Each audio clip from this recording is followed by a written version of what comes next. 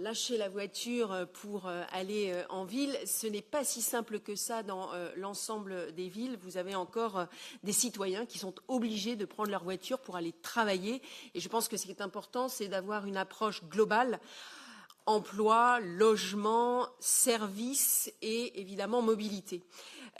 Vous l'avez dit, 35 milliards aujourd'hui qui ont permis de financer, grâce au fonds de cohésion, au fonds de résilience, au MIE, des projets dans des villes. Moi, je serais intéressée pour connaître les critères de sélection de ces projets. Quels sont les projets qui ont pu être retenus et financés dans les villes que vous avez citées. Et par ailleurs, sur la baisse des émissions, vous savez qu'il y a une ambition assez forte de la part de l'Union européenne, de la décarbonation de la flotte d'autocars en particulier.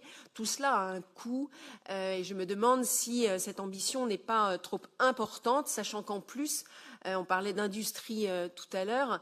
Est-ce qu'on a aujourd'hui en Europe les industries européennes qui sont capables de produire des autocars totalement décarbonés et électrisés? Voilà les deux questions que je me pose et que je vous pose. Et je vous remercie.